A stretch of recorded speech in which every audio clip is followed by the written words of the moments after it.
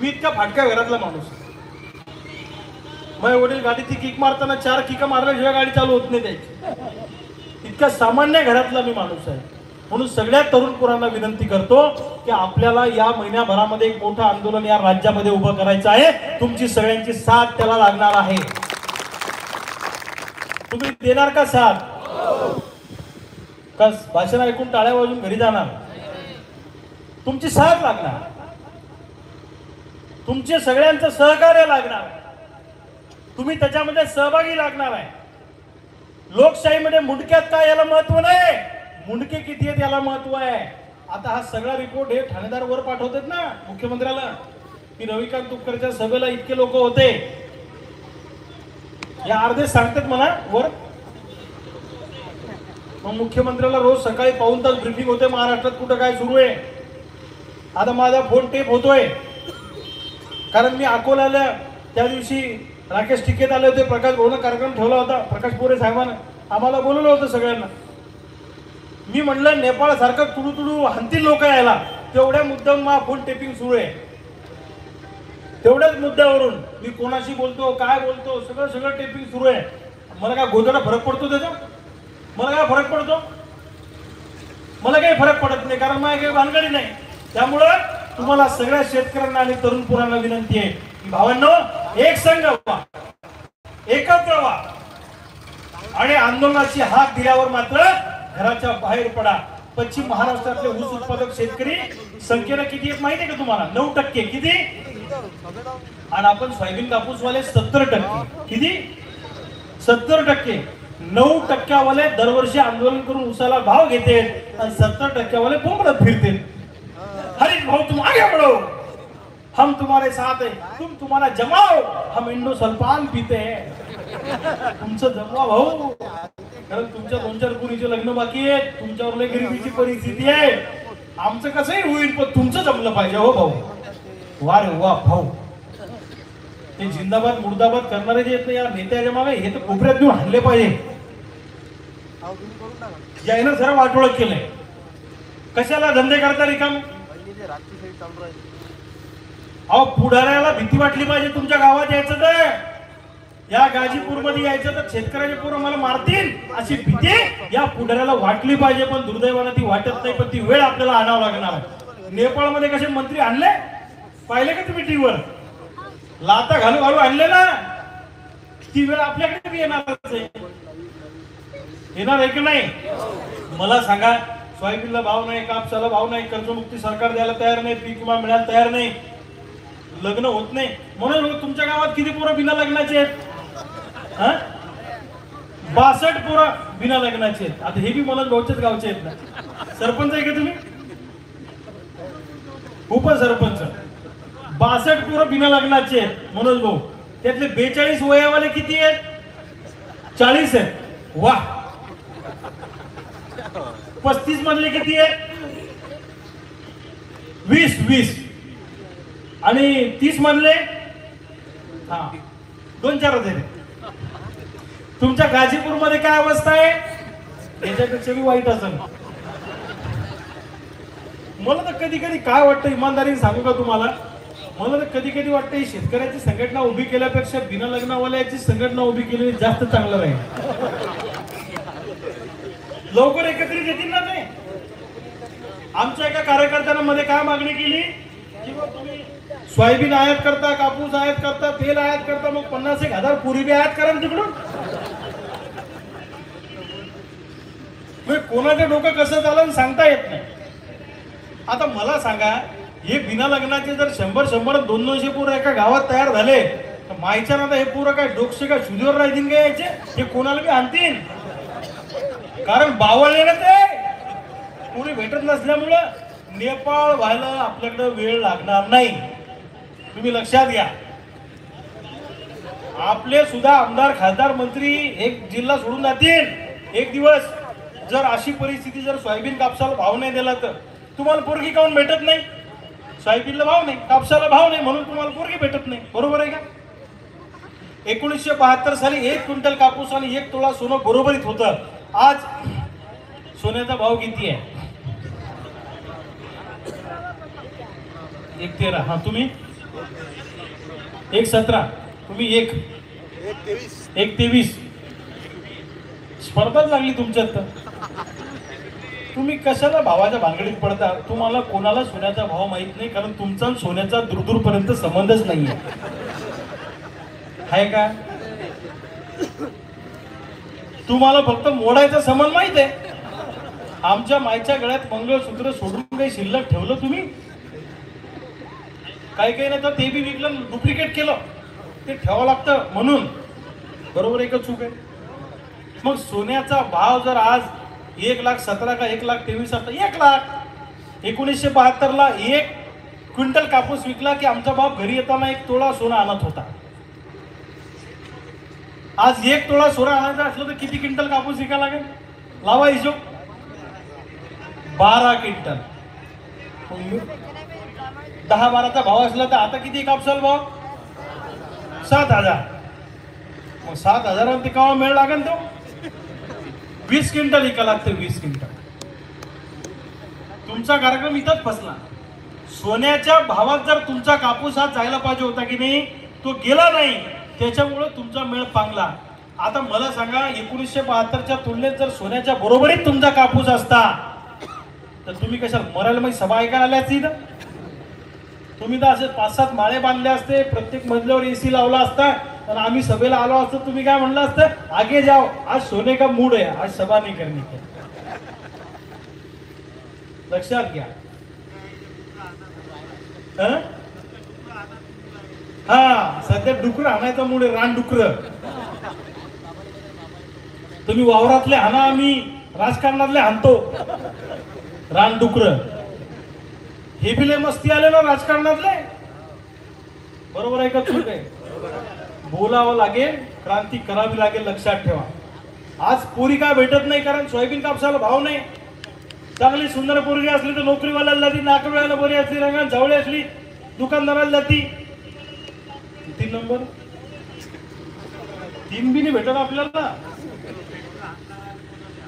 डुकर आणणाऱ्याला कुणा द्या. सगळ्यात वाईट अवस्था आहे.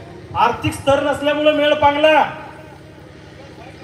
त्यामुळे आर्थिक स्तर जर उंचवायचा असेल तर फक्त पिकून चालणार नाही, पिकलेलं विकण्यासाठी भांडण करावं लागेल, संघर्ष करावा लागेल, तरच आपल्याला न्याय मिळेल. लक्षात ठेवा. म्हणून तुम्हाला माझी विनंती आहे, भावांनो, सोयाबीनला कमीत कमी आपल्याला या वर्षी 9,000चा भाव मिळाला पाहिजे. बरोबर का चूक? अरे नाही 9 तर किमान 6-7 पर्यंत तर जाऊ द्या. बरोबर. कापसाला कमीत कमी 12,000 रुपये दर मिळाला पाहिजे. सरकार देणार नाही, पण खासगी बाजारातला भाव 1 महिन्यासाठी स्थिर करा. आयात निर्यातीच्या धोरणात बदल करून हक्काचा पीक विमा मिळाला पाहिजे. ओल्या दुष्काळाची नुकसान भरपाई 3 हेक्टरवरून 2 हेक्टरवर मदत आणली. 13,500वरून 8,500वर आणली. बरोबर का चूक आहे? हा. आणि कोल्हापूर सांगलीला दुष्काळ पडला तर एनडीआरएफच्या 4 पट मोबदला दिला कोल्हापूर सांगलीच्या नुकसानग्रस्तांना. मग कोल्हापूर सांगलीला जर 4 पट मोबदला तुम्ही देऊ शकता तर आमच्या विदर्भ मराठवाड्याला 4 पटीचा मोबदला द्यायला तुम्हाला काय अडचण? आम्ही पण माणसं आहे, आम्हालाही 4 पटीचं नुकसान भरपाई द्या, ही आमची सरळ सरळ मागणी आहे. आणि म्हणून भावांनो, तुम्हाला सगळ्यांना विनंती आहे, एक संघ हो, एकत्र येऊ. आज फक्त शेतकरी आत्महत्या करत नाहीयेत, शेतकऱ्याची पोरं मरतायत, शेतकऱ्याच्या पोरी मरतायत. साधं सोपी गोष्ट नाहीये. दिवसाला 8 ते 10 शेतकरी आत्महत्या करतात. हे काय तुम्हाला सोपं वाटतं का? सोपं वाटतं? आत्महत्या करणं काही सोपं काम आहे का? त्याला लय डेअरिंग लागते. कुटुंब खलास, कुटुंब उद्ध्वस्त होतं. आणि म्हणून आज नुसता शेतकरी मरत नाही, तर शेतकऱ्यांची पोरं मरतायत, तरुण पोरं, पोरी मरतायत. मी काही दिवसापूर्वी लातूर जिल्ह्याच्या दौऱ्यावर होतो. अहमदपूर तालुक्यामध्ये धानोरा बुद्रुक नावाचं गाव आहे. तिथं उत्तम साखरे नावाचा एक शेतकरी आहे. अचानक उत्तमरावच्या घरी वसुली अधिकारी आले, पोलीस अधिकारी आले. घराचा दरवाजा 12वी सायन झालेल्या पुरीने घराचा दरवाजा उघडला. तिला विचारलं, बाबा कुठे गेले? तिने सांगितलं, बाबा बाजूच्या शेतात काम करतायत. पोरगी धावत पळत गेली, बाबाला बोलावून आणलं. उत्तमराव आले. वसुली अधिकाऱ्याने विचारलं, पोलिसांनी विचारलं, उत्तमराव कर्ज कधी भरणार आहे? त्यांनी सांगितलं साहेब मला 6 महिन्याची मुदत द्या, तुमचं कर्ज भरतो. उत्तमराव कर्ज कशासाठी घेतलं होतं? साहेब मोठ्या पुरीच्या लग्नासाठी घेतलं होतं. साहेब उत्तमरावला वसुली अधिकारी म्हणला जर स्वतःच्या लेकराचे लग्न करता येत नसतील तर स्वतःचा शोक करायसाठी लेकर जन्माला घातले का? हे बोलणं काय साधं सोपं आहे? अरे एखादी शिवी दिली असती तर ऐकून घेतलं असतं, पण आमच्या माय बापाच्या अस्मितेवर तुम्ही घाला घालताय. उत्तमरावला सांगितलं मुदत बिदत काही नाही, घरातलं सामान जप्त करायसाठी आलोय. उत्तमराव आणि उत्तमरावची बायको वसुली अधिकाऱ्याच्या पाया पडतायत, पोलिसाच्या पाया पडतायत. साहेब थांबा, 15 दिवसाची मुदत द्या, तुमचं कर्ज भरतो. नाही ऐकलं वसुली अधिकाऱ्यांनी, ना ऐकलं पोलीस अधिकाऱ्यांनी. उत्तमरावच्या घरातल्या सामानाची आराखी सुरू झाली. सामान कमांडर गाडीवर ठेवलं, टीव्ही जप्त केली, पुराची सायकल जप्त केली, भांडे कुंडे जप्त केले आणि गावच्या मंदिरावर हलाशीसाठी सगळं सामान नेण्यात आलं. उत्तमरावची बायको आणि उत्तमराव वसुली अधिकाऱ्याच्या मागे पळतायत. हो साहेब थांबा, आम्हाला 8 दिवसाची मुदत द्या. नाही मिळणार मुदत, आजच्या आज कर्ज भरा. कुठून आणू पैसे? उत्तमरावची बायको ढसाढसा रडते आहे.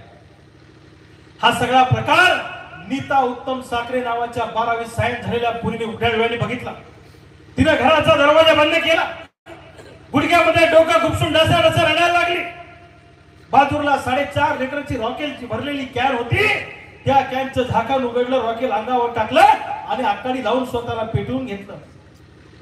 70% जळलेल्या अवस्थेमध्ये पत्रकारांना घेऊन जेव्हा आम्ही तिला भेटायला गेलो तेव्हा मी तिला म्हटलं ताई तू असं का केलं? तिने सांगितलं दादा माझ्या जिवंत बापाचा अपमान मी सहन करू शकत नाही. मी काय चूक केली? शेतकऱ्याच्या पोटी जन्माला आली, मी एखाद्या उद्योगपतीच्या पोटी का जन्माला आली नाही? आज मी शेतकऱ्याच्या पोटी जन्माला आली म्हणून माझ्या बापाची बेइज्जत गावामध्ये झाली. दादा माझं लग्न कसं होणार आहे? माझ्या लग्नासाठी माझ्या बापाला जमीन विकावं लागणार आहे, अवताचे बैल विकावं लागणार आहे, माझ्या भावाची दूध खायची गाय विकावं लागणार आहे. दादा मी माझ्या भावाला भूमिहीन करू इच्छित नाही असं म्हणून 4 तासांनी त्या पुरीने मान टाकली, जीव गेला. आम्ही मोर्चा काढला, 2 पोलीस सस्पेंड झाले तर वसुली अधिकारी सस्पेंड झाले. अरे या राज्याचे 50 मुख्यमंत्री जरी सस्पेंड झाले तरी सुद्धा आमचा पोटचा गिळला गोळा भावना वापस येणार नाही, वापस येणार नाही. नीता साखरे सारख्या हजारो पोरींनी बापाची परिस्थिती वाईट आहे म्हणून आत्महत्येचा मार्ग पत्करला. पोलीस लग्न करू शकत नाही, हुंडा देऊ शकत नाही म्हणून बापाने आत्महत्येचा मार्ग पत्करला. नीता साखरेच्या मृत्यूचा बदला घ्यायचा असेल, आमच्या आईच्या कुंकवाचा बदला घ्यायचा असेल तर गावगाड्यातल्या शेतकऱ्याच्या पोरांना भगतसिंगाचा अवतार घेऊन रस्त्यावर या सरकारच्या उरावर स्वातंत्र्याची लढाई आपल्याला उभी करावी लागणार. त्याच्याशिवाय होणार नाही, त्याच्याशिवाय लढाई होणार नाही. मी तुम्हाला काही मतदान मागायला आलो नाही, मी तुम्हाला भीक मागायला आलो नाही. अशीच परिस्थिती सुभाषचंद्र बोसांच्या काळात ज्यावेळी तयार झाली त्यावेळी सुभाष बाबूकडे पैसे नव्हते शस्त्र घ्यायला. सुभाष बाबूंनी कलकत्त्याला एक मीटिंग घेतली आणि लोकांना सांगितलं माझ्याकडे शस्त्र घ्यायला पैसे नाहीत, मला पैसे द्या. माझ्या झोळीमध्ये तुम्हाला जी जी वर्गणी देता येत असेल ते टाका. सुभाष बाबूच्या झोळीमध्ये कुणी पैसे टाकले, कुणी ज्वारी बाजरी गहू टाकला, कुणी धान्य टाकलं, कुणी नाकातलं कानातलं सोन्यानं टाकलं. एक 70 वर्षाची म्हातारी आजी काठी टेकवत टेकवत सुभाष बाबू जवळ आली आणि म्हणली सुभाष बाबू माझ्याकडे तुम्हाला द्यायला ज्वारी बाजरी नाही कारण माझ्याकडे शेती नाही, गळ्यात मंगळसूत्र नाही कारण नवरा नाही, नाकात कानात माझ्या सोने नाही, मी तुम्हाला काही देऊ शकत नाही. त्यावेळी पटकन सुभाष बाबूच्या आजीच्या पाया पडले आणि म्हणले आजी तुम्ही मला फक्त आशीर्वाद द्या, तुमचा आशीर्वाद हीच माझ्यासाठी वर्गणी आहे. भावांनो त्या आजीने उत्तर दिलं सुभाष बाबू कोरड्या आशीर्वादाने काय स्वातंत्र्याची लढाई उभी होत असते होय, मी तुमच्यासाठी एक वर्गणी आणली आहे. सुभाष बाबू म्हणले आजी तुमच्याकडे तर द्यायला काहीच नाही, मग तुम्ही कुठली वर्गणी मला देणार आहात? त्यावेळी 70 वर्षाच्या आजीनं 20 वर्षाचा तरणा बाण पैलवान नातू सोबत आणला होता. त्या नातवाचं मनगट धरलं, सुभाष बाबूच्या हवाली केला आणि सांगितलं माझा नातू स्वातंत्र्याच्या लढाईमध्ये मी वर्गणी म्हणून तुम्हाला देत आहे. स्वातंत्र्याच्या लढाईमध्ये सुभाष बाबूच्या झोळीमध्ये या लढाईमध्ये कुणी आपल्या कपाळाचं कुंकू दिलं, कुणी आपल्या पोटचा पोरगा दिला, कुणी आपला बाप दिला, कुणी आपला भाऊ दिला. त्यावेळी स्वातंत्र्याची लढाई उभी झाली. मी अकोला जिल्ह्यातल्या शेतकऱ्यांना आवाहन करतो, विशेषतः मूर्तिजापूर तालुक्यातल्या शेतकऱ्यांना आवाहन करतो की तुमच्या घरातलं एक एक शेतकऱ्याचं पोरगा आमच्या झोळीत टाका, क्रांतिकारक म्हणून टाका. तुम्हाला न्याय मिळून दिल्याशिवाय रविकांत तुपकर स्वस्त बसणार नाही, हा माझा तुम्हाला शब्द आहे. पण तुम्ही छत्रपती शिवाजी दुसऱ्याच्या घरात जन्माला आले पाहिजे अशी जर का भूमिका तुम्ही ठेवली आणि आपलं पोरग जर का घराच्या आत पडद्याआड ठेवलं तर लढाई भावना आपल्याला जिंकता येणार नाही, लक्षात ठेवा. म्हणून सगळ्या शेतकऱ्यांना मी आवाहन करतो, सगळ्या शेतमजुरांना मी आवाहन करतो, शेतमजुरांसाठी सुद्धा महामंडळ स्थापन झालं पाहिजे. कारण शेतमजूर मेला की त्याचं कुटुंब रस्त्यावर येतं. शेतकऱ्याला तरी 1-2 एकर इकून थोडंफार इकडे तिकडे करता येतं, पण शेतमजुराची अवस्था वाईट आहे. म्हणून शेतकरी शेतमजुराचं नातं हे गाय वासराचं नातं आहे. गाईच्या कासत दूध आलं तर वासराला प्यायला भेटन, आणि जर गाईच्या कासत दूध आलं नाही तर वासराला प्यायला भेटणार नाही. सोयाबीनला भाव भेटला तर मजुराला मजुरी भेटन, कापसाला भाव भेटला तर मजुराला मजुरी भेटन. म्हणून मजुरासाठी सुद्धा सरकारनं विम्याची योजना आणि त्यांच्या मुलांचा आरोग्य आणि शिक्षणाचा खर्च उचलला पाहिजे, ही सुद्धा मागणी आजच्या जागर सभेतून मी या निमित्तानं करतोय. भावांनो, तुम्ही आता सोयाबीन सोंगून घ्या, पण सोयाबीन सोंगल्या आंदोलनाला वेळ द्या. असं आंदोलन उभं करू या महाराष्ट्रामध्ये भूतकाळ भविष्यात असं आंदोलन झालं नाही, असं आंदोलन येणाऱ्या काळामध्ये आपल्याला उभं करायचंय. या सरकारच्या बुडाला आग लावल्याशिवाय तुम्हाला आम्हाला स्वस्थ बसायचं नाही, ही शपथच आजच्या या जागर सभेच्या निमित्तानं आपल्याला घ्यायची आहे. तुम्ही एवढ्या मोठ्या संख्येने आलात त्याबद्दल तुम्हाला सगळ्या शेतकरी शेतमजुरांचे मी मनापासून धन्यवाद व्यक्त करतो. आणि ज्या माझ्या सहकार्यांनी ही सभा यशस्वी करण्यासाठी प्रचंड प्रयत्न केले त्याबद्दल त्यांचंही मनापासून कौतुक करतो. आणि या भागातल्या पुढाऱ्याला सांगून ठेवतो, माझ्या सोबत काम करणाऱ्या एकाही कार्यकर्त्याच्या केसाला जरी धक्का लागला तर रविकांत तुपकर उभ्या महाराष्ट्रातून हजारो पोरांची फौज घेऊन मूर्तिजापुरात आल्याशिवाय राहणार नाही. हमारे नाम को लगना नहीं, मेरे नाम को हमारे जिले का कोई भी लीडर लगता नहीं, क्योंकि मेरा काम जरा अलग है. तुम समझ लो, मैं बात नहीं करता कि पत्रकार है ये सब शूटिंग कर रहे हैं, ये सब मेरी बात में लगा देंगे उलट सुलट करके. मैं बात कर रहा हूँ कि हमारे नाम को कोई पुढारी ने लगना नहीं. आमच्या अंगावर आला की त्याला शिंगावर घेतला म्हणून समजा. हमको कुछ भी काम नहीं है, 24/7 यहीच काम आहे. सभा झाल्यावर जर कोणी पुढाऱ्यांनी जर त्रास द्यायचा प्रयत्न केला तर गाठ रविकांत तुपकरशी आहे, एवढंच तुम्हाला या निमित्तानं सांगतो. आणि येणाऱ्या या महिन्याभरामध्ये जे आंदोलन उभं करायचंय त्याची तारीख तुम्हाला कळवल्या जाईल. त्या आंदोलनासाठी सज्ज व्हा अशी विनंती करतो. आतून पेटलो पण हळुवार बोलतो मी, आतून पेटलो पण हळुवार बोलतो मी, काही विशेष नाही व्यवहार बोलतो मी, बेमान जाहलेला एक एक नाग ठेचू, हे त्या नव्या युगाचा निर्धार बोलतो मी, हे त्या नव्या युगाचा निर्धार बोलतो मी. धन्यवाद. सगळ्यांनी आपापल्या जागेवर राष्ट्रगीतासाठी उठून उभं राहायचं आहे. रस्ते